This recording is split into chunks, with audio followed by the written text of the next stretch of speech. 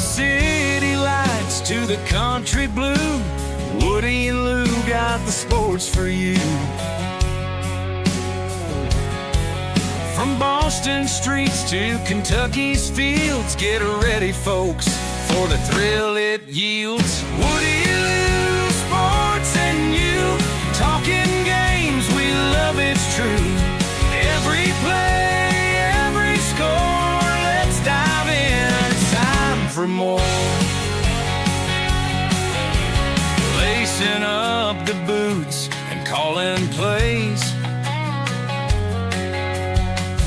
debates and laughs for all the days. From Fenway Park to Derby Run, sports talk magic just begun. Woody Lou, sports and you, sideline stories coming through. Every cheer, heartbeat soar, tune in now, we'll give you more. Celtic screams to Wildcats roar, touchdowns, goals, and so much more. Grab a seat, enjoy the ride, Woody Lou right by your side.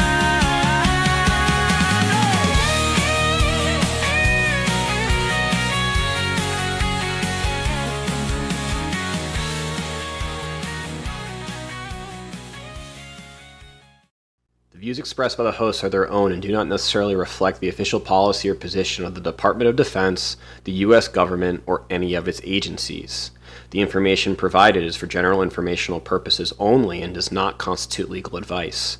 No attorney-client relationship is formed by providing this information, and nothing herein should be relied upon as legal counsel.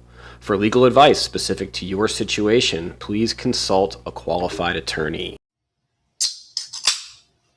Braxton, good evening. Episode 34, Woody Lou, Sports and You, back-to-back weeks. And I'm just going to control the narrative before we get into the topics of today's show. And this is an apology both to you, my co-host, and our award-winning listeners. I'm not bringing my A game tonight. It's not going to happen. I'm trying to be my normal chipper self.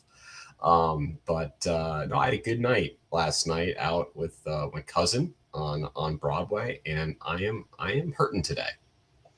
Yeah, it can be a bullpen game, and I'm pretty sure last episode 33 was our longest episode to date. So if we have to scale this one back to 45 minutes, and it'll all even itself out, and we'll still be where we need to be. So it's okay, Dan.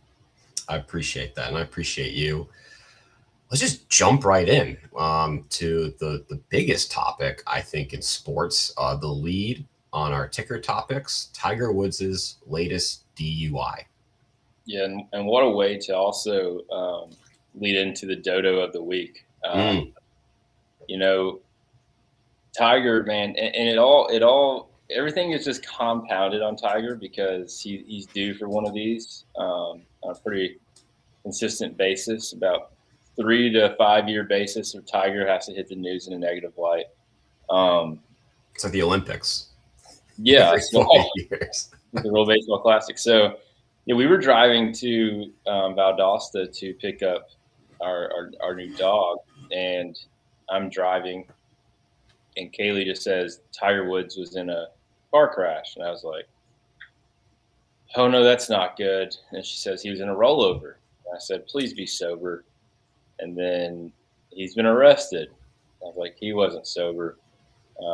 Obviously, with none of the news, I didn't know anything about the breathalyzer or the refusals. So, but you know, it's sad that the default was, Tiger was probably doing something, and it's coming on the heels of the TGL final where he was part of the Team Jupiter, and him coming out saying that he's making efforts to be at Augusta playing. He for sure was on tap to show up to the Champions Dinner and at least be in Augusta and an active member of Masters Weekend. So super unfortunate. And as someone who's trying to rehab backs and knees and all the elements he has, rolling over your Range Rover in Jupiter is not part of the protocol for a healthy rehabilitation.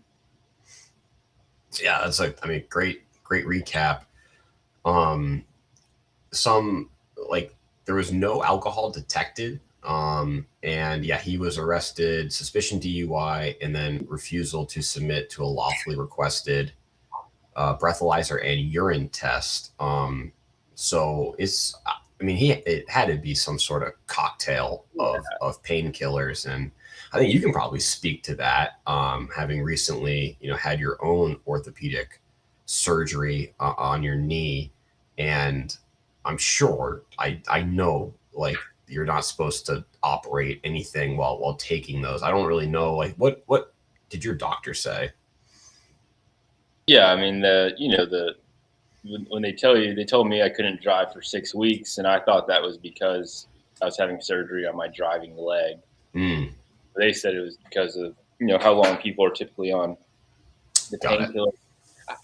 When he blew the triple zeros on the roadside test, I told Kaylee, I was like, I never thought it was alcohol, even though he Right. has done that before.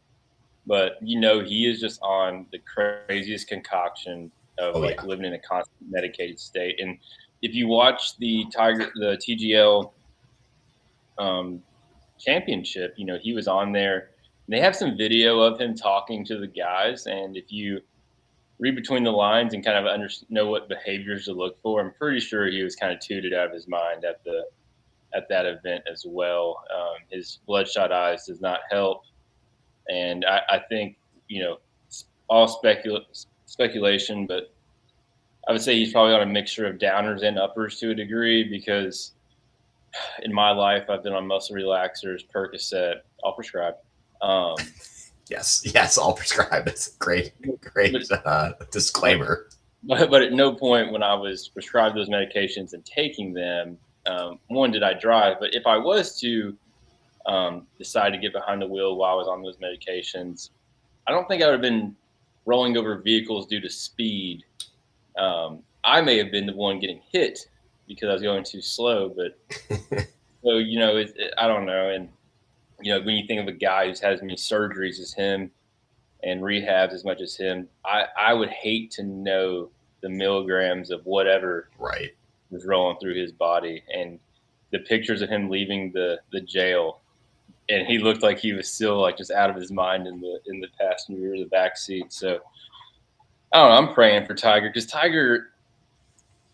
The thing about Tiger is he's troubled like everybody is, and he makes mistakes like everyone does. And the thing that Tiger's had going for him is he's always been able to overcome, the worst of the scandals and the things. But he's getting to the age where his kid's about to be at Florida State. He's eligible for the senior tour. It's just not a time to be adding negative press for Tiger. Yeah, I think he was, he's playing in TGL. He was going to play in the Masters. That was the plan. And he had filed paperwork for the U.S. Senior Open to start playing more events on the Champions Tour, which would be great because he can use a cart and can drive around. Doesn't have to be on his feet for 4 days. And he doesn't need a golf cart. He doesn't need to be behind the wheel of anything. He'd have to sign a waiver. I think someone would be driving for him. And it sounds like, I mean, I don't know what's going to his second DUI. Let's see. The first one was 2017, but that got knocked down to reckless driving. Well, I saw, and this is ESPN reporting, and this was me like just staying up late at night because I had a dog howling. That maybe part of the Florida law where he did blow the triple zeros and denied the test, that there was a world where they just popped it as 2 misdemeanors and he would get out pretty scot-free depending on how they worked it. Not a lawyer. I imagine that is what's going to happen. And I imagine Tiger has the best DUI lawyer in all of Florida. So But if I'm being fair, and I don't know if this is against UCMJ, it might be. But if I get roadside tested, if I like say, yeah, dude, I'll take your breathalyzer on the side of the road here, and I blow triple zeros, and then he says, I still want your blood and urine, I would probably say no too at that point. If I'm being honest, I would be like, no, I just like Now, hopefully, like I would be coming from a position of what I am sober and I do have the time to fight this. But I guess even in the inverse, if I wasn't, I would still be like, dude, I just gave you triple zeros. I know my eyes are as red as Sunday red, but you're not. I'm not. That's pretty good. I haven't had water in days. I'm all cotton mouth. You know, and when you take those painkillers, you're so cotton mouthed anyway. It's like, dude, I can't finish my thing. Now, so I've never really been on painkillers, thank goodness. The only time was I got my wisdom teeth taken out when I was 18, the winter break of my freshman year of college. And my dad, he was like, "You get one." He gave me one Vicodin, and then he flushed the rest down the toilet. So I have no idea. Like, do you feel like you could drive or like operate a vehicle? So on my muscle relaxers they give me for my back, I think they're like 10 milligrams. They don't make me loopy; they make me sleepy. Okay. Well, I can safely drive to the degree of like, am I tired? Does that make sense? Now, when I was in college and had kidney stones, they gave me Percocet that ended up getting stolen from my room. Uh-oh. But I think I'd only taken one when I was in class, and I don't know what happened in that class. And I can affirm that the last thing I needed to do when I took that one Percocet was get behind the wheel of the car. And I'm on a no Percocet profile. Where like, if they were going to give me Percocet for my knee, as much as I probably wanted it, I couldn't have taken it because I was with the dragon that one time I did take it prescribed. Prescribed. That's a great disclaimer. I don't want to look. I don't want to look that dragon in the eye again. It's probably not the best for my family or my own personal well-being. Yeah. I'm really careful with those, dude. That's bad for where I'm from in Kentucky. You know, painkillers is the outside of meth and heroin. That's pretty much the taste of the town. So you gotta be careful with pills. Now, did you see any of the footage of the rollover? Like, I'm trying to just figure out, like, it's a golf cart community, it seems like, in Jupiter. And the speed limit is probably like 15 miles an hour. And just trying to figure out how that happened. It was, no, I'm going off memory here. I think it was a truck hauling a trailer turning into a community, and he decides to, I guess the driver told the officers that he could see the Tiger's car like gaining speed on him as he was trying to turn. I don't know. You're right, because on Jupiter Island, like if there's a speed limit over 35, if I was going 30, you know, sometimes I'm driving 35. I feel like I'm going 90, especially when you're in those like beach areas. So I don't know. It's not funny, but you know, his car rolls over and all the pictures come out of him just like he's in you know, his polo and his tucked into his golf shorts. He got his hand on his hip and he's on the phone. Who do you think he's on the phone with? Either attorney or agent. Has to be one of the two. And I'd say if you have knowing Tiger, I feel like your agent probably also has a law background as well. At least I would advise you to have one like that. But so what do you think is like what's next for Tiger? What does Tiger need to do? I think the best thing for Tiger is he buries this. I don't care how much pain he's in, he still goes out and he makes the cut Masters weekend. And I think that would be so sick. Tiger's playing on Saturday in Augusta, then this all goes away. I mean, if I'm being honest, that would be so awesome. Because on Instagram now, Dan, I need to send these to you. I just assume that you see them. Like they'll do the, you know, Instagram reels will do the mashups, and there's one with like Tiger doing the field sobriety test. And the guy's like, "All right, I'm gonna have you start saying the alphabet from this letter to this letter." And he's like, "Okay." And he's like, "Can you repeat the instructions back to me?" He's like, "I will not sing the national anthem backwards." Then it just goes into a cut up of his highlights, and it's like you got to make the cut. And you make the cut, and then I'm sure the guy whose trailer he ran into is going to get a pretty good payout from Sunday Red and Tiger's PR team. So I think it'll all go under the rug.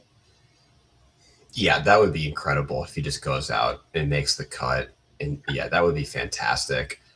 But I feel like, I mean, if the dude isn't like, because he just got another back surgery, he is the bionic man. And like the Achilles, if he's in like this much pain, it's like, hey man, you gotta like, just take some time off from golf. And money's a crazy thing, Dan. I told Kaylee, I was like, I can't fathom having Tiger Woods money. But if I had Tiger Woods money or even close to it, I'm not driving myself, especially if I've been convicted of DUI in my past at any point. Like I'm at that point, I am paying someone who their whole life is they're 24/7 on call. Or I have two guys who work in 12-hour shifts and they're on retainer. And when I need to go somewhere, they're there. I have my own personal Uber. Yeah, I remember that was like day of on a PTI. Tony Kornheiser and Michael Wilbon, they were both like, how does he not have a driver? Especially after, like, I mean, the 27 DUI, the 2009 getting chased with a 9-iron and backing into a fire hydrant, and then when he almost died in LA that week, what weekend? I forget. That was the Genesis. It's like, how does he not have a professional driver? But I can see the flip side of it too, and it's kind of like, I don't know if you've ever had to take a license away from like a grandparent or like an elderly person.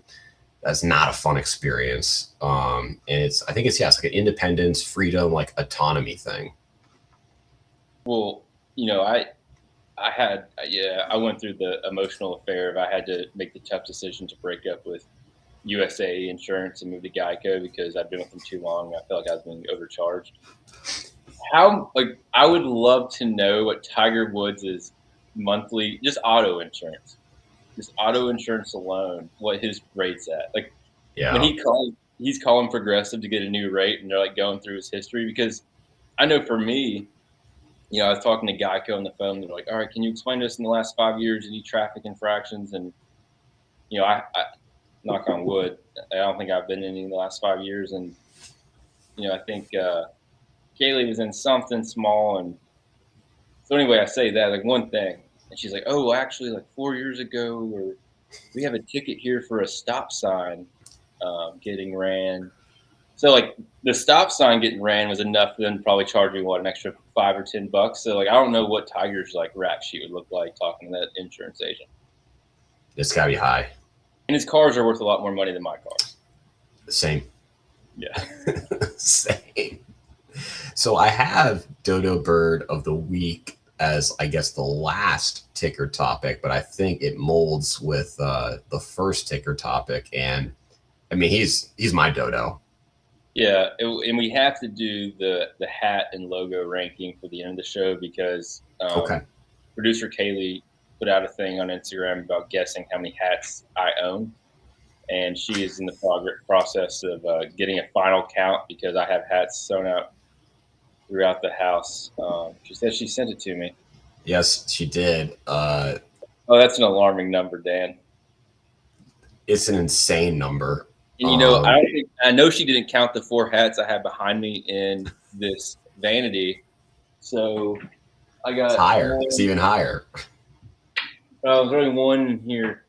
So you can add 1 to that number. That's not good. Now, have you gotten more hats since going just embracing the bald? No. Well, and embracing the bald, like I don't, now there's nothing to hide. Right. But I feel like you gotta be covered in the Savannah sun. Yeah, like I'm not going to the beach without, Right.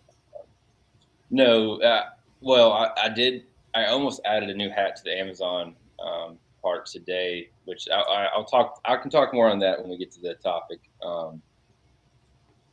Yeah, hats are a problem. Well, sounds like another problem we were talking pre-show is the newest member to the Lewis family, Smoke. And I want to hear all about Smoke. So, I have 3 kids. Yep. youngest being 6 months old. And Kaylee grew up with a lab. And so anyway, these people that she knows had these 2 boys for sale. And, one of them, like he had been bought and then the owners backed out. So he was still available. She starts showing them to me, and then she sends me the pictures, and then she shows the pictures to the girls, and then it goes from there. Goes from there. it goes to us driving to Valdosta, Georgia, to meet her parents to pick up Smoke, aka Smokey Bear, aka Smokey Bear Bryant, aka Smokey Bear Bryant Lewis. No affiliation to University of Tennessee Volunteers. No, that's why we had. Well, so the girls were set on calling him Smoke, and I told them because girls naturally. Well, I think anyone adds Y's to dogs' names. So if you say Smoke, you get to say Smokey Bear or Smokey Boy, and then to just do an additional separation, Smokey Bear Bryant. So anyway, we go and pick him up at a Chick-fil-A. He sleeps the whole 2-hour ride home. Is great. He's a kennel dog. He doesn't get on the couch. He's not a couch or bed dog. So that first night in the kennel, we had him in the bedroom, and we didn't get home and settled. It was midnight. Put him in the kennel. I'm laying in bed. He whines. He doesn't whine. He freaks out for 15 minutes. Freaks out. I get down with him. I give him the shirt that I worn that day. I had read that was a good thing to do. And then he stopped whining. He laid down. But he stopped whining and laid down whenever I laid on the ground with him. So I slept probably 30 minutes to an hour at a time, getting up and letting him out, laying on the ground Friday night. Last night, we decided we're going to not do that. I put him in the kennel in the living room, and I slept on the couch with him. Or I was on the couch, and he was in the kennel living room. I was up wide awake at 3 in the morning. I was up again wide awake at 5 in the morning. So what's more difficult, a puppy or a newborn baby? You have had both in the past 6 months. Saturday morning, I had to go to the office to get some tables for our yard sale, and I took Ronnie with me. So I had Ronnie and Smoke, and Ronnie might as well be a freaking basic training soldier because she now, I just feel like she's the most trained, locked in person ever as compared to the dog. I had him walk with me to throw some trash away this afternoon. Next thing you know, he's sprinting away from me. I can't run. Yeah. I'm trying to call Kaylee to come help because I can't run. He runs in the road. Oh, no. At the brigade headquarters or your cough? This is at my house. Oh, your house. So no, he's good. He sits and he's good. I'm tired, Dan. Yeah. And I told Kaylee, I was like, obviously I'm not breastfeeding this dog or anything, but I would hope not. I feel more connected to Kaylee because she's been the one feeding the babies at night while I'm sleeping. Because she's breastfeeding. No, I'm newborn tired. Gigi, our 6-month-old, I would have 20 more of her. She's more locked in than Smoke is, if we're being honest. But he's being a good boy right now. He's laying on his bed snoring. I don't know if you can hear him snoring. Just gonna say, yeah, we got some chatter in the chat. Smokey Bear currently snoring, so that's good. He's probably gonna be up at 2:30 in the morning, but that's good. And then Miss Patsy, hello, Miss Patsy, saying we had a black lab when I was young. Deuce was a sweet, lovable dog. That's a great name for a dog. I like that. I love how much this show has allowed me to learn more about my grandmother. That's great. I love that I can do that for you. So now me and Patsy have both had black labs, and her granddaughters, great granddaughters, will be able to share in the fact that they had black labs as adolescents. That's cool. Yeah, we're sending him to Statesboro as soon as he gets all his shots up to date. I've already found somewhere we can send him for 2 months for training. I told Kaylee he's going to vet this week for getting those shots all up in accordance with what they need to be in line with, and he's going. And that will be, typically I'm pretty tight with money. I don't just take it. Here's everything I have. Take them. That's smart. I think that's a good idea to get that done somewhere else by professionals. Yeah, I don't have the time for it. You'll get some sleep. You'll get some sleep. That's good. Yeah. Most people have 3 kids under 4 years old and rehabbing an ACL decide to get a black light. Dude, No, It's we love it. ambitious. Yeah, no, Ambitious. it's fine. Smokey is an adorable dog. Did you like the AI edit I did of him? Like you can make T-shirts with that. I don't know if you noticed that in the group chat I sent in the. AI about, edit. yeah, I sent about 5 photos, and one of them I've AI edited where they added smoke to the background of his picture. Oh, that's what that was? Yeah, that was AI. I didn't realize it was. Okay, I'm pulling him up right now. He's a cute dog. He's a good boy. Oh, I didn't realize that was smoke. That's cool. Yeah. That's pretty well done, Braxton. Yeah, I can tell you're proud of yourself using the AI. Yeah, I just put a picture of him in there. I said, add smoke and put his name on there. What can I say? You're very proud of yourself. I can tell you're beaming. You're very proud of yourself for using the technology. No, he sits and he's only like scratched. He's only like form tackled Ronnie Bell like 8 times. She probably enjoys it though. I can see Ronnie absolutely loving a puppy. So Elliot, like he listens to Elliot pretty good. I think Elliot set a tone when as soon as she met him with that Chick-fil-A, she picked up the biggest stick she could find and just like swamped him with it. She asserted dominance. Her dominance early. So, and Elliot's the big sister, so she's like, using her words like strongly and whatever. Ronnie Bell now, she's like one of the people where she's like an NBA player who wants to get in a fight, and they do their most mouthing as they're getting pulled back. Anyway, that's when they really start like blaring their mouth off. And now she just like she keeps him on his toes. Like earlier, he was just like scratching his like neck, and she was just like screaming, "No, no, no!" I was like, "Hey, he's just this is self care. This is allowed. Yep. This is protectable." But she's learning. But yeah, no, she was trying to pick up some baseballs in the backyard today, and she had her head towards the fence, and he just comes up from behind and just tackles her in the back. Her head hitting the fence. Oh, good. Sure, probably loud screams and tears. Well, she smoked her head, but she just complained that he bit her thumb, but he never bit her thumb at any point during the transaction. So I don't know if the head injury had her confused. But, poor girl. Yeah. I will say, though, that's going to be 3 girls under 4. That's going to be one tough dog. He's going to take some abuse. Yeah, but he's super gentle with. That's good. Knock on wood, especially with Gigi. So, yeah, no, he's a good boy. He's well demeanored for all things. That's good. That's good. So again, you father of 3 under 4, just got a new puppy, recovering from ACL surgery. You decide to have a yard sale. I need to hear about this yard sale. So, the thing about this yard sale is there's a post-wide yard sale, and Kaylee was the one on the yard sale. It shows you how far behind we were when the yard sale started at 8, and I was leaving the house at 7:30 to go get the tables that we needed for the yard sale. We get set up. I wasn't on my game, Dan. I did not. There's no signs. Hey, you're hurt. There was no pricing. I had no. I'm big on the price stickers, and the pricing is something that I care about. Yeah.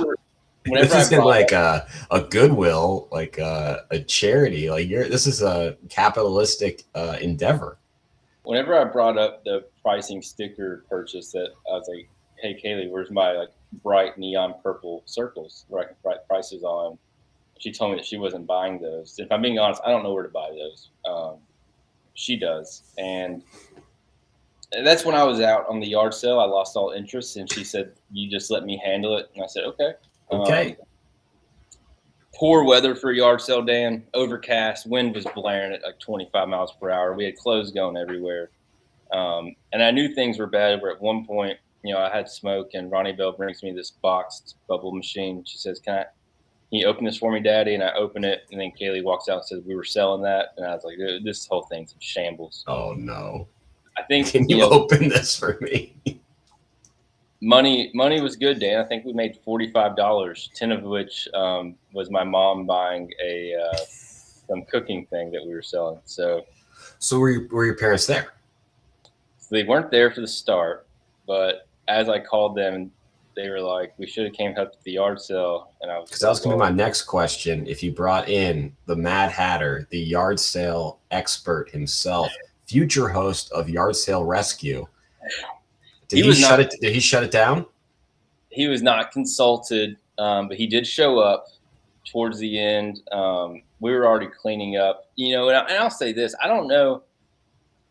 It's not that we didn't have or we didn't make money that I'm upset about. It was the traffic. We had low traffic, Dan. Well, your house is kind of it's a bit back. It's not like a thoroughfare. You're on a cul-de-sac, basically, dead end. We had low traffic. What did you do for advertising? Facebook, Kaylee's Facebook, the groups, but low traffic. You know, and you get up to a point where you're offended they don't want your stuff, but I think they just weren't braving the weather to come check it out. But yeah, just low traffic, low deals. I think at one point I was inside with Smoke, and Ronnie Bell comes in with $3 and hands me $3, and then Kaylee says she was haggling with this older couple over a roof.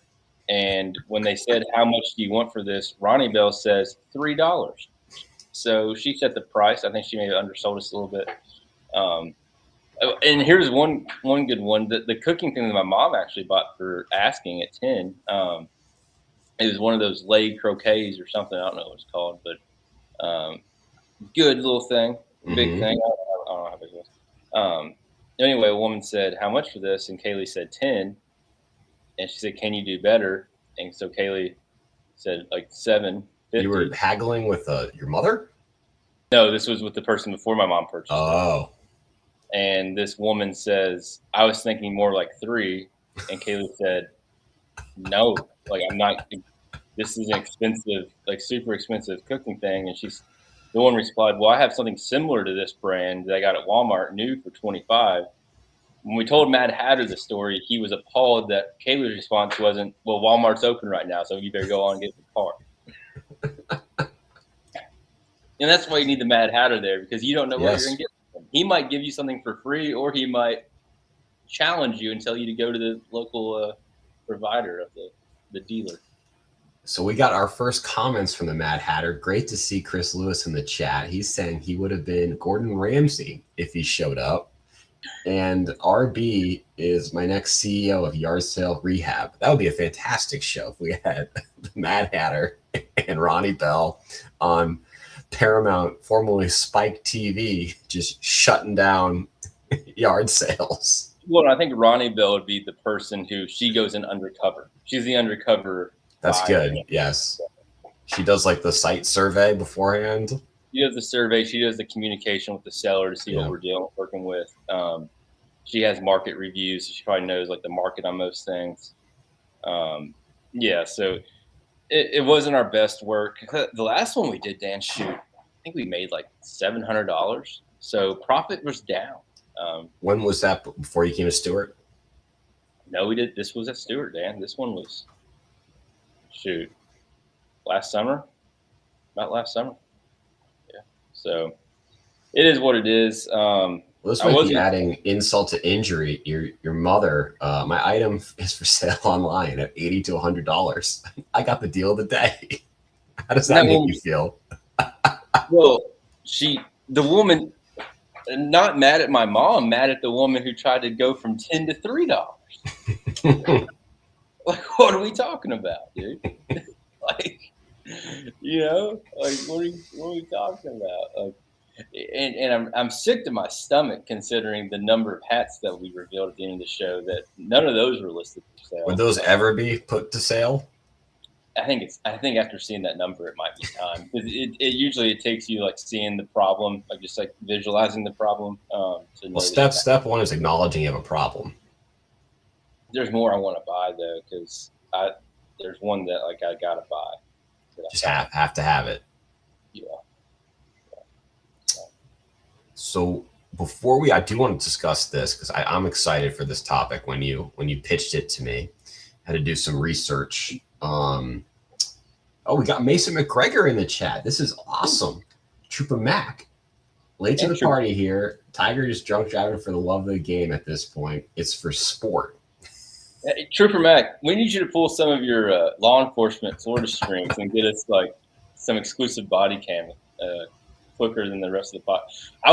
Trooper Mac, imagine if you could have Woody Lou Sports and you break the exclusive body cam footage from the Tiger Woods arrest. That'd That be would big. really help us with followers and monetizing our little hobby here. That would be huge for the program, Trooper Mac. Oh, it's good. Trooper Mac in the chat. It's been a minute. Yeah, Did he end up winning? I don't even know who won the fantasy. Once I got bounced, basically like the NCAA basketball tournament, I just did stop paying attention. Trooper Mac should be relegated because I think he came in last place. Did Serp win the whole thing? No, I think Mason did. Okay. Because Mason illegally won because Trooper Mac gave him the trade of the century that I called him, and I called both parties, and at the time it reaped really well, and Mason had the futures on those guys, and it ended up being unfair for his team, or for the rest of the team. I'm excited I've been pretty good regular season both years in the Lewis Fantasy Football League. I'm looking forward to next season. Maybe finally, bring home the championship and get my trophy 2 years later. You're staring intently into the camera, really close. Are you trying to read? Yeah, I was reading the chat. My bad. Oh, and you're going to get a new hat, sounds like, from your mother, Miss Amy Lewis. I saw a hat today. I'm going to buy you, Braxton. Well, if it's a Charleston River Dogs hat, make sure Dan, did I update you on the River Dogs hat? Well, none of them fit you. So you know how I said that you were there when I bought the Yep. Game Worn New Era, and it fit that night, and the next day it didn't fit at all, right? Yep. So my stock hat, fitted hat, my go-to, my starting point is 7 3/8. You got a cranium, 7 3/8. That's not crazy. You got a big head. Well, it gets worse. So one above 7 3/8 is 7.5. One above 7.5 is 7 5/8. I guess we drank a little too much at Moe's Crosstown because, Dan, the hat that I bought was a 7 5/8. That while I was on con leave, I finally just looked at it. I wanted to wear it, and I was just frustrated. And I looked, and it said 7 5/8, and I was like, "How did I miss this for the whole last year?" You spent a lot of time in that pro shop too. God, I got to redeem myself. So yeah, speaking of baseball, MLB opening day, this is something I wanted to talk about. Also, I haven't been able to watch the Red Sox, and I think you warned me about this because I am apparently in the market for the Cincinnati Reds. So even with the stupid amount of money I pay for MLB TV, so far I've only been able to listen to them on the radio. Yeah, that's where they get you. Because in theory, you could VPN the Red Sox, which I don't guess you did if you got black. Yeah, that's the thing. This is a problem that I easily could have fixed. I didn't feel like resetting the VPN location. I couldn't be bothered. Well, let's say you live in Nashville, or really think about those people who live in Missouri or Iowa. So you live in Nashville, you want to watch the Red Sox, so you buy the MLB TV package, which for a crisp $150, you get to watch all the out-of-market games, which would be good for you because the Red Sox are clearly out of market. But now every time they play the Reds or the Cardinals or the Braves, you can't watch. And there's nothing you can do about it unless you spend an additional $100 for Braves TV, Reds TV, or Cardinals TV. Mm-hmm. And that's just baseball, and Rob Manfred they're growing the game. So we appreciate that. And opening day, Red Sox, great start, 3-0 win. Textbook, Garrett Crochet, he went 6 innings strong. Then the bullpen took over with a save by Aroldis Chapman. And I've talked myself into the Red Sox going 162-0. I thought that was possible after game one. 3 days later, they are 1-2 with this is going back to last season. I think the Red Sox led the league in 1-run losses, and now they have 2 losses, 1-run games. Went to extras on Saturday, and then they lost today. So hopefully, get back to Fenway, I think in a week, 2 weeks, and turn the ship around. Yeah, and it's great. So the Reds opening day is always big, and you guys actually won the game that in theory would have been the most difficult to win, which was the opening day in Cincinnati. Matt Jones was there. I wish you could have gone and interacted with him. That would be pretty funny. From Cincinnati. Now I'm glad we're talking about opening day, and we're talking about the first pitch in Great American Ballpark, and we're not even going to acknowledge the abomination that was the Yankees-Giants the night prior, live on Netflix. Yeah, you mentioned that to me. I'm curious what your issue was. I didn't think it was that bad. I thought the production was terrible. I don't like.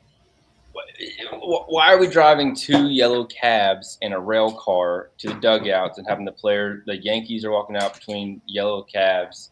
You got the Giants walking out of rail cars. You got Burt Kreitzer, whatever his name is, that he's not even a funny comedian, just yelling at the crowd. Yeah, he takes his shirt off all the time.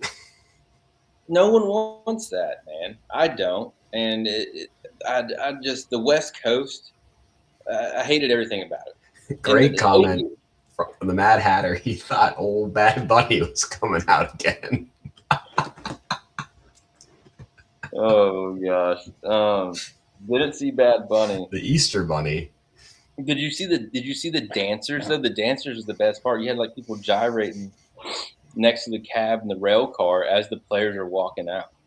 It was just a whole thing. I missed this part of it. I didn't see the opening, the lineups and coming out onto the base path. I didn't I saw the game. I watched the game. Well, that set the tone for the game for me. Okay. I had to turn the volume off. Well, that wasn't a Netflix thing. That was like a Giants production. Did you have issue with the Netflix broadcast? I wouldn't say that's a Giants production if they've got yellow dogs out there, yellow cabs. I think that's for Netflix. It's on Netflix.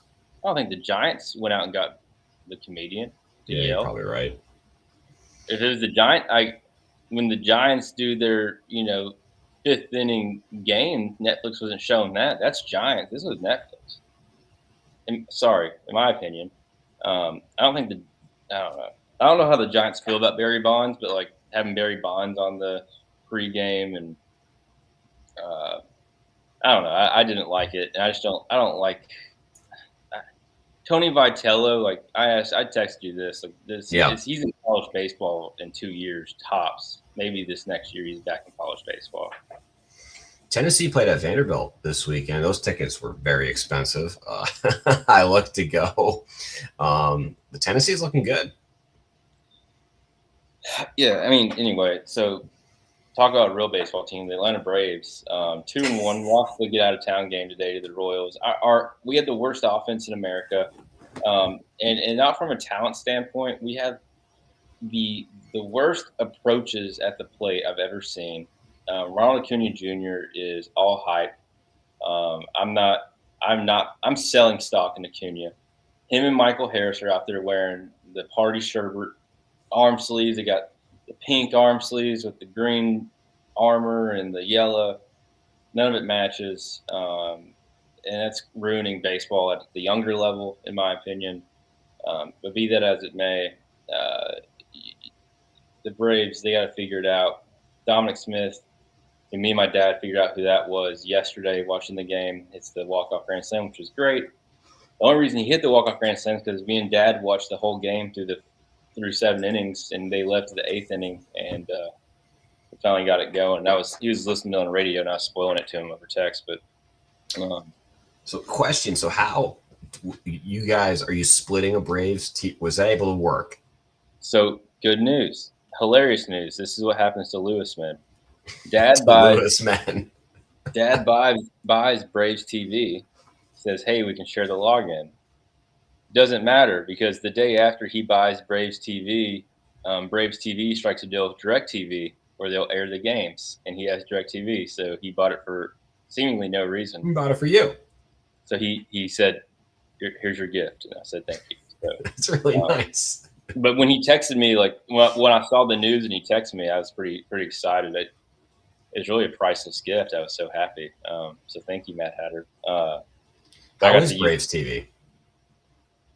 It's fine. You just go on the MLB app and it just pops up. Yeah, I watched the game on it today, and it's still Brendan Gaudin and CJ on the call, so it's fine.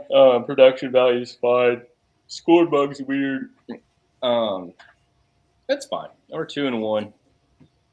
It's all good. I'm excited just to watch a baseball game because I haven't been able to watch the Red Sox, but it has been fun listening to them on the local radio call through Sirius. But I will say this: this is an enemy of mine. Are you familiar with Will Middlebrooks, former third baseman for the Boston Red Sox and the Milwaukee Brewers? Married to Jenny Dale? Yeah, I can't stand him. I don't think it's anything to do with his like color commentary. He's actually pretty good. Like he does prepare, but I don't want to listen to him. I do not want him on my airwaves. Combination between he did not live up to his potential, in my opinion, as a Red Sox player on the Red Sox. And then he married Jenny Dell, who is my favorite. And it just bothers me that this, like, he was top prospect in the Red Sox organization, but never lived up to the potential or the hype. And he marries the most beautiful sideline reporter and has a beautiful family with her. Congrats to you, Will Middlebrooks. I can't stand you.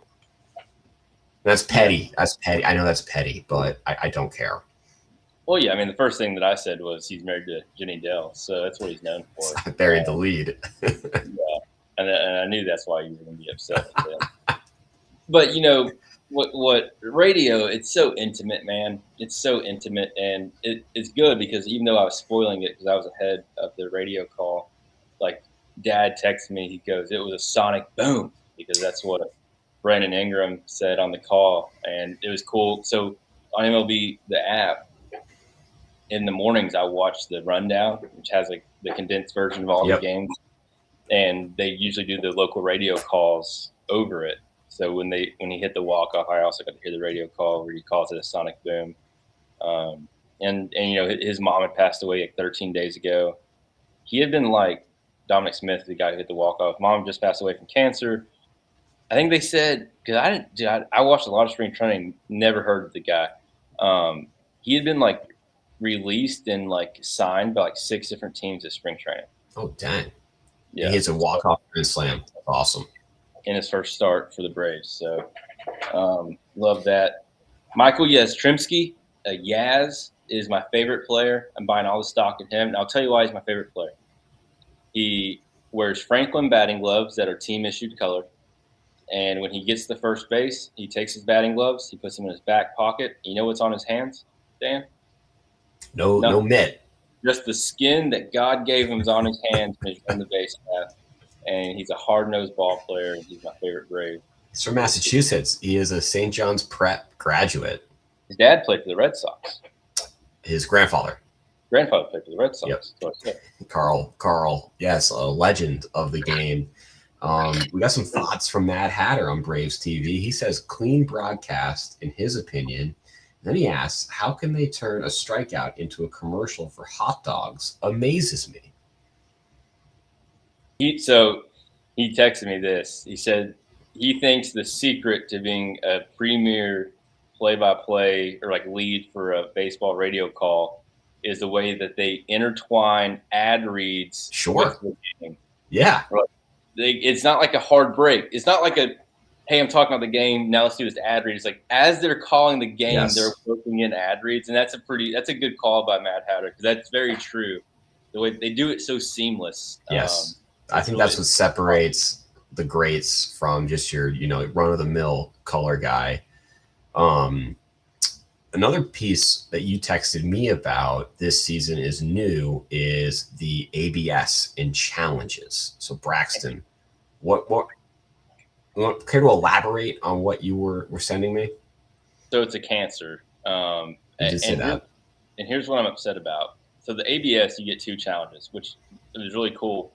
The Braves ran out of their 2 challenges in the first inning yesterday, and this goes into real quick, just separate back to Ronald Acuna Jr. If you're hitting leadoff, right, and it's a 1-0 count, unless the pitch is in the dugout, why are you blowing a challenge on in a 1-0 count in bottom of the first? Yep. And he challenges a pitch that he was wrong. It was a strike. And like, it's just selfish approach. It's a 1-0 count? On How many outs? He's a leadoff hitter, Dan. Oh, so none. None. That's terrible. What are we? That's just discipline, right? That's terrible. No. So what upsets me about ABS? If you're going to do ABS, I think I can live with you only get 2 challenges. But what also upsets me is now in baseball you can obviously challenge outs. I think those should be rolled up into ABS. Like, you only get. Oh, so you get maybe like 3 total challenges. You get 3 total challenges. You can challenge the ball strike or the safe out, but you only get 3. I think it should be 0 because these umpires are highly trained professionals for a reason. And the cool thing about baseball is it's always been a thing where, like, there's a human element. And, you know, that guy who threw the perfect game that wasn't a perfect game for the White Sox, Osvaldo, or well, I can't think of his name right now. I'm blanking, but I know exactly. Yeah, that probably the worst call of all time at the worst possible moment. But you don't remember that guy if he throws the perfect game. Right? No, probably not. I mean, there's only been so many perfect games, but I can't name all 34 still, perfect game pitchers. Like, so it's always been an element to it. And I'm not saying like that wouldn't be a good example of when you should challenge it, but it's just always been an element of the game that adds to the lore. I don't know. I don't like it. It's interesting too, like how, like at least like listening to the Red Sox broadcast, like who's allowed to do it, because it sounds like they gave Roman Anthony, like he is just he's known for having a great idea of what the strike zone is, and he has carte blanche. He can challenge whenever he wants, but it sounds like that's not the case for every player on the team, which makes sense. On the Braves broadcast today, I think for them they're saying pitchers can't. So if we're on defense, only the catcher can challenge the ball. And that makes sense. I mean, that makes sense to me because the catcher's in the best position to know like what's a strike and what's a ball. That makes sense. Sure. So should we get into really the main event of tonight is not only a ranking of hats and logos, but getting into your personal hat collection.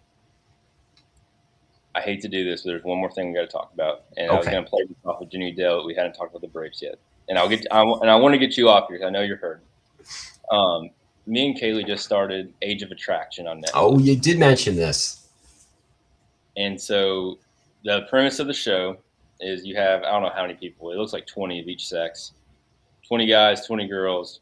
They're like in Banff, Canada, or somewhere in Canada. Naturally. Sounds nice. I like that. And I think it's like ages 20 to 60, probably 21 to 60. And you got to date everybody. They have like you have a daily schedule. Of like speed dating. Like you rotate. Speed dating. It's speed dating, rotate / like, hey, on Monday you're going whitewater rafting with these 12 people. Go mingle. And obviously you find your people throughout. So my question, and the only rule of the thing is you can't ask. So apparently, we only watched the first episode. It'll get to a point, kind of like Love is Blind, where, hey, I've picked Danielle. Mm-hmm. See what I did there? I've picked Danielle. Danielle has picked me as her guy. We go to the promise room. And in the promise room, there's rings. They didn't say engagement. They just said promise. And then if Danielle accepts my promise to be a couple, the way they worded it, then we can disclose our age. And then I think that you get to watch the episodes where they go home, which is always the best part of these shows. Yeah. That's the best part of Love is Blind, when they go home.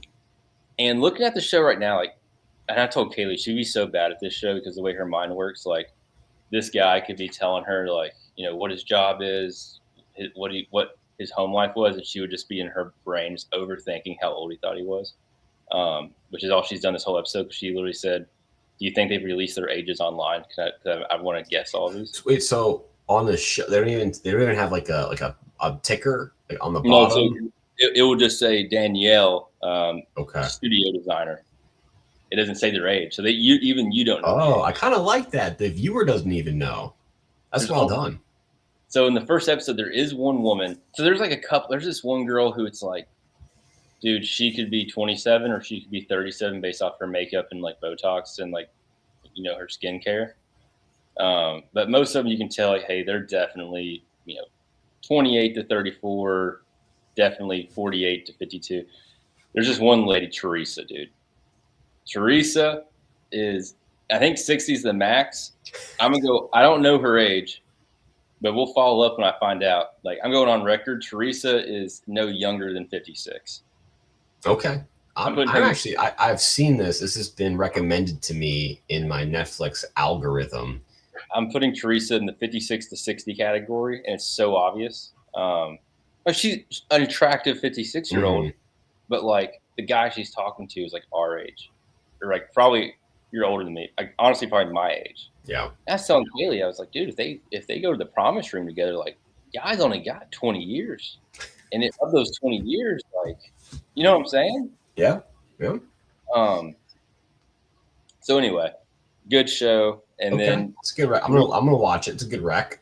Producer Kaylee wants to know from Dan, if you made it to the promise room with somebody, what is the youngest age and what is the oldest age that they would tell you that you would be like, you would have to in your like soul be like, I'm sorry, you're too young or you're too old. And I think I would go, depending on like on who it is, I think I would go like 21, 22. However, I went on a date with a 23-year-old once when I was like 30 something, and it didn't go well. What are you now? 36? 37. 37. So so you're 37 now. You're saying 22 is the youngest?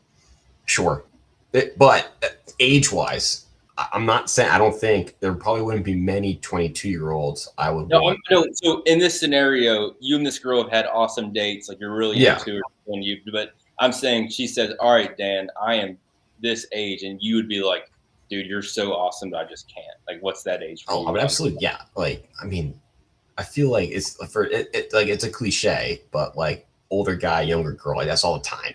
Okay, so you're pretty much 21 to 21's good for you. Yeah, sure. Okay, so what's the oldest? Like, she says, Daniel, I am this age, and you're like, oh gosh, I can't do it. This one's tough. I'm 45. Really? I mean, it's only 9 years older than me. So you wouldn't even flex for 46? Give her 10? I could. Yeah, you could talk me into 40. 46, that's a max. 46 is the max. By my math, you're giving 16 on the left side of this equation. But you make a good point. On the other side, it's like, I also, like, the thing is, too, is like I do want children, and that math comes into play. Left side is more childbearing. Yeah. Fair. Okay. That's a good answer. That's an honest answer. It's an honest answer. I'll tell you this, when you watch the show, there's very clearly a girl they're pushing on the first episode who I think is probably the youngest one on cast. And it is alarmingly clear that she is the youngest one cast. Sure. And not because of the way she looks, but because of the way she acts. Yeah. No, that makes sense. She was a very nice, lovely young lady, but we had nothing in common. Yeah. 23-year-old. I told Kaylee, the girl, I think her name's Libby, the girl they're pushing. I was like, dude, she reminds me of Mackenzie, Kaylee's little sister. I think Mackenzie is, how old is she? 23, 24. So, like, how old am I? Must be 29. So I think for me, the youngest would have to be like a super mature 25-year-old is the absolute youngest for me. But you wouldn't even like a mature 21, 22. There are mature 20. Well, Not many. I Here's take the that thing. back. I think there's not many mature 21, 22-year-olds. I'm not saying that my sister-in-law is not mature for 23, 24, whatever age she is, but like even watching Libby, it's almost better than if you have like a camera, bird's eye view. It's just like the things they're laughing at, you're just like, Okay, now it's been endorsed by you and producer Kaylee. I'm excited to watch this show. I'm excited. Because I was all psyched up for Taylor Fricky Paul's Bachelorette season. This is what we got to pivot to. We're pivoting to Age of Attraction. Okay. Age of Attraction. As soon as I let you go and pop a liquid IV and go to bed, like I'm finishing episode 1. That's okay. Next time before I do anything else. Perfect. I'm gonna do my taxes and I'm gonna watch. Yes, hey everyone, 15 April deadline. If you're deployed, there are exceptions to policy. Talk to your servicing legal advisor; they can help you out. Oh my gooses! Not a legal podcast. So I texted you about the hat thing, and this wasn't because of really anything in particular. I was just thinking of something cool to talk about, and obviously I'm a hat guy, and I'll tease the number of hats I have for the end. So I wanted to know from you, and you can put logos on there. So I'll play ball, like top 5 baseball hats / logos of a baseball team, any era. Yep. That you wanted to. And we'll keep it in Woody Lou tradition where like we don't do. It's just this is the 5 our Mount Rushmore. Not like strict 1 through no. We don't have like a podium gold medal. No. I'll start. I actually focused on the worst hats, but I do have my top 5 best hats. Let's do a snake. I'll do one. You do one. Okay. I'm gonna save my favorite for last. Okay. Are you doing the worst hats? Because I did worst hats as well. I did best hats. If you want me to do best and you do worst, we can do that. Well, I have my best too. Okay, let's do best. Okay, and I got some honorable mentions for worst. And are you able to? You have like Google capabilities, because I want you to look at these worst hats. Okay. Yeah, I can do it. So not first, just on my Mount Rushmore leading off, I have like the 96 to 6, 7 Diamondbacks. Okay. Black with the gold D. Yep.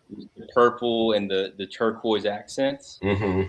I think that has to be up there. That's a good one. That was my little league team. We had that hat. I was the Diamondbacks one year. Same. Champions. Before they went to the red was, I don't know why they went to the red. You have my little league hat was in 2000, 2002, 2003. It was the black with the gold D. That was our hat. Great hat. Yeah. Same. Probably same year I was there. Yeah. A great hat. Okay. So no particular order. I mean, this is going to be shocking to, I think, any of our listeners who know me, but I do have to say, just like the Yankees classic black NY it's just it's an iconic logo and hat. Is their hat black or navy blue? That's black. It's black. Black pinstripes. It's a black hat. The Yankees are a black team? The way that you phrased that did not come out how I think you intended. But the Yankees aren't navy blue, Dan? No, I'm fairly certain. Yankees. Now you're like gaslighting me. I need Mad Hatter in the comments right now. Yankees. Tell me the Yankees aren't navy blue. Yankees black or blue? Okay, you're right. It's a midnight navy blue. Midnight navy. Sure. You're a Red Sox fan, Daniel. How do you not know the colors of your rival? Because it looks black. It's like me saying the Louisville Cardinals are orange. They're red. Whatever. It looks black to me. Black pinstripes? We're not the white. We're talking about the White Sox? Are you a Cubs guy? I do like the Cubs a lot. Okay, so we're going to go with the Berenstein Bears situation. We're going to go with the navy blue Yankees. Yeah, the midnight navy blue. Oh, my gosh. Okay, yeah, that's fair. And I'll bounce one right back at you. I'm going to go with, I think it's navy blue, Boston Red Sox with the power B, the timeless B for the Red Sox. That's a hat you can wear in any situation. It's Kaylee's favorite casual hat to wear for a sports team. And I don't know. So to me, I don't know what year this was, but this is like the throwback. I love the San Diego Padres with like the Friar, like with the bat, like holding it out. I love that hat. So, and it's like the white and brown. Is that on your worst list? Yes. But I got a weird one for you for one of my other tops. Okay. I really like the navy blue, the white S, orange D San Diego hat. That's a good hat. That's a good hat. I love that hat. So it's odd that I don't like the rebrand back to the Friars. I'm always like team like go to the throwbacks, but I don't like that brown, yellow. I don't like that color scheme, if I'm being completely honest. And I think my dad would probably disown me for saying that. Okay, back to me. Back to you. Okay, I'm gonna go with the Orioles, but this is like the cartoon bird that was 1975 and then came back in 2012. Best move by the Orioles to go back with the cartoon bird. I'm right there with you, Dan. But I like the cartoon bird, but the more formal bird I'm also a fan of. It's not on my top list, but that's my 5 bottom. I hate that. I do not like that logo. I like the formal bird. He's kind of like a show bird. He's like kind of prim and proper. He's like clean cut. I don't like it. Okay. No, but I'm there with you. I like the cartoon bird. He was there. You're taking all mine, so we have similar interests. I guess you didn't agree with me on the San Diego. So coming back to me, now this is kind of a weird one. And let me just go ahead and preface, like Atlanta Braves are clearly the best hat in baseball, the navy blue with the red bill.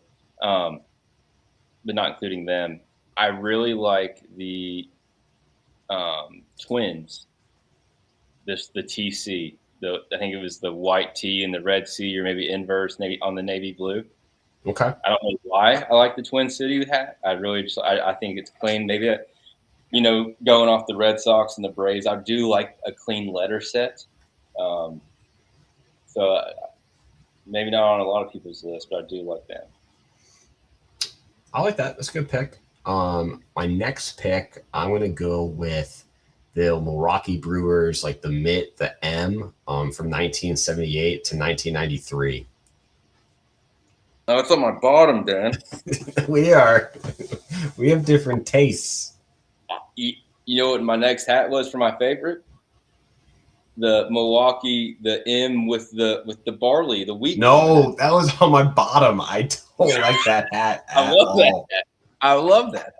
How many do we have? 2 each that are top and like opposites. So there's 2 hats that I want to add to Kaylee's Amazon cart for her to buy for me, and that's one of them is the Milwaukee M. So much so that we were listening to the Whiskey Highway Happy Hour on XM 56, and I told Kaylee, I know it's not sexy, but I would love like a 4-day trip to Milwaukee, and I want to go to a game, and I want to wear that hat, and I want to drink Miller Lite and spend a weekend in Milwaukee. I think it'd be fun. Yeah, it'd be a good time. Okay, and that was so. You did 5, right? We're at 5, number 5. Well, I got my favorite coming up next. Yes. Okay. So my last one in the top 5, I'm gonna go with the California Angels, like the CA. Yeah, that's fine. I don't hate it. I don't like any. I definitely don't like the new Angels hats. No. I don't like that A. Oh, dude, I have another one. I'll save my honorable mention for last. No, I'm gonna go honorable mention. Then I'll go my favorite. Honorable mention. And I don't know if this counts, but I'm going Expos. Oh, that's a good one too. Fuck. Yeah. Excuse me, Miss Patsy. That's a good one. I like the Expos a lot. I'm talking blue bill, yep, white red with the M. That's a good hat. That's a clean logo. That is a good one. I think like Vladdy Guerrero. I can't believe we let all those things happen and the Expos leave Montreal, dude. Because I prefer Montreal over Toronto. Anyway, You ready for worst hat? My worst hats? Let me give you my favorite, and I'll let you go. Okay, favorite. Okay. Now, I didn't even set this up on purpose because I didn't know they were doing this for all their Sunday home games. The Marlins are going in with their throwbacks, and they're going back to being the Florida Marlins on Sundays at home. So the black F with the old Marlin. Yeah, that's a good one. I got in a Twitter war with a guy today on Woody Lou Sports and You on X, and I responded and I said they desperately need to go back to because the Marlins have been in a crisis. They went the last time they were good. That's what they were wearing, the turquoise blue with the pinstripe. And you remember, like in 2012, 2013, they went to. I have this hat. I have a picture with Kaylee, my beautiful bride, at a high school football game wearing this hat. It has like the black bill, black back, white with like the orange and yellow and like blue. Yeah. So they went through that for like, what, 3 years or so, and then they went to kind of what they're at now. But I told the guy, he's like, this guy responded to my tweet and said, it would be pretty hard to do that considering they're not the Florida Marlins anymore. They're the Miami Marlins. And I said, here's a thought. Use the equivalent font, trade the F for an M, use the same Marlins in the F. That's a good thought. Change the order. What are we talking about? So yeah, I think that's the best hat, and that's the second hat. That is a good one. That's a good one. To have Kaylee give me. Okay, so I'd spent a lot more time on my least favorite hats. Okay, this is the 1995 World Series Indians hat, Chief Wahoo with all red. It's terrible. Oh, dude, why did I should have had? That's a good hat though. The navy blue Chief Wahoo's a good hat. Yes, navy blue, but it's the Chief Wahoo on all red it's a terrible hat. I'm pulling it up now. Chief Wahoo, you know, he got canceled for what he was. He came a long way. If you want to look up old pictures of Chief Wahoo. I mean, Major League is one of my favorite movies with Charlie Sheen. Yes. Yeah, the all red's not a good look. Okay. My next, I can't stand the real, like the bird Oriole, like the actual like bird. I don't like it. I don't like it one bit. Disagree, but I respect it. Then I already talked about the M with the barley. Not a fan. That was one of your least favorite. Yeah, oh yeah. That's one of my. Dude, that's like a top. That's like number 2 behind the Florida Marlin hat. Next is Mariners. This is the yellow trident, like it's down like that, like blue background. I don't like that hat at all. Oh, it's terrible. I don't. The Mariners have never done anything that's like Ichiro's the only thing they had that made them, to me, even worth knowing existed. I think the trident like could be cool, but it looks so bad. This is like and it shouldn't be down, right? Well, it's an M. It's for Mariners. Yeah, like, but I feel it. Oh man, you brought up the Miami Marlins. They have some bad. I don't like that black with the M. That's not a good hat. I wish I still had that hat. I don't know if Kaylee found that one or if that one's been thrown away, but I wore that like my junior year of high school pretty consistently. Okay, next is I'm blanking. This was like Roger Clemens era, like 05 Astros. It's like that disgusting orange with like the star logo. And it's a shame though, because when the Astros back in the day when they still had the hump out in center field, was it Minute Maid or is it Minute Maid now? Minute Maid, yep. And they had the Craig sorry, we got some chatter in the chat that I was laughing about. What we got? Let's see. Yankees are for sure blue. Yep, hand up. Navy blue. Yep, Dan's still recovering from Mad Hatter. Kaylee saying the Red Sox hat is her all-time fave. It's a great hat. From Mad Hatter, top besides Atlanta, Mariners hat that has the M with pitchforks. So he says this before we got into the trident powder blue with blue Cub Bear for the Cubs. He says horrible take on the Mariners hat. Now, the deep maroon Phillies hat, Warren P. That's a clean hat. That's a clean hat. I don't like anything Phillies.